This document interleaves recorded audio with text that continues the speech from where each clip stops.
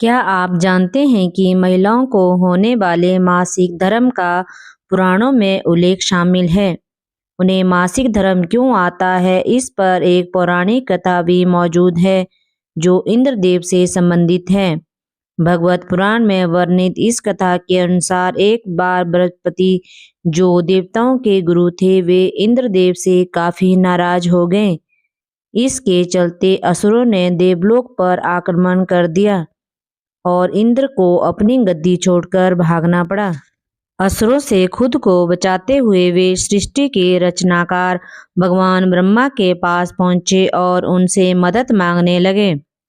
तब ब्रह्मा जी ने उन्हें बताया कि उन्हें एक ब्रह्मज्ञानी की सेवा करनी चाहिए। यदि वह प्रसन्न हो जाए तो उन्हें अपनी गद्दी वापस प्राप्त होगी। आज्ञा अनुसार इंद्रदेव एक ब्रह्मज्ञानी की सेवा में लग गए, लेकिन वे इस बात से अनजान थे कि उस ज्ञानी की माता एक असुर थी। इसलिए उसके मन में असुरों के लिए एक विशेष स्थान था। इंद्रदेव द्वारा अर्पित की गई सारी हवन की सामग्री जो देवताओं को चढ़ाई जाती है, वह ज्ञानी उसे असुरों को चढ़ा रहा था। इससे उनकी सारी सेवा भंग हो रही थी। जब इंद्रदेव को सब पता लगा तो वे बेहद क्रोधित हो गए और उन्होंने उस ब्रह्मज्ञानी की हत्या कर डाली। एक गुरु की हत्या करना घोर पाप था, जिस कारण उन पर ब्रह्म हत्या का पाप आ गया। ये पाप एक भयानक राक्षस के रूप में इंद्र का पीछा करने लगा। किसी तरह इंद्र ने खुद को एक फूल के अंदर छुपाया और 1,00,000 साल तक भगवान विष्णु की तपस्या की। तपस्या से प्रसन्न होकर भगवान विष्णु ने इंद्रदेव को बचा तो लिया, लेकिन उनके ऊपर लगे पाप की मुक्ति के लिए एक सुझाव दिया। इसके लिए इंद्र को पेड़, जल, भूमि और स्त्री को अपने पाप का थोड़ा थोड़ा अंश देना था। इंद्र के आग्रह पर सब राजी तो हो गए, लेकिन उन्होंने बदले में इंद्र से उन्हें एक वरदान देने को कहा।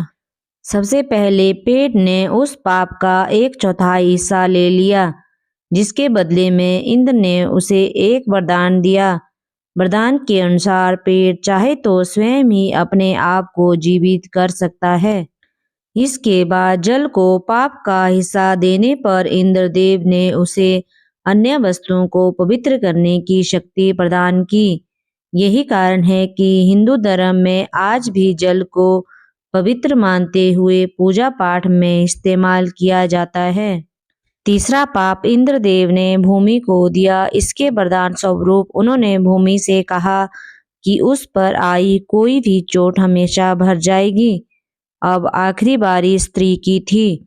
इस कथा के अनुसार स्त्री को पाप का हिस्सा देने के फलस्वरूप उन्हें हर महीने मासिक धर्म होता है, लेकिन उन्हें वरदान देने के लिए इंद्र ने कहा कि महिलाओं पुरुषों से कई गुना ज्यादा काम का आनंद उठाएंगी।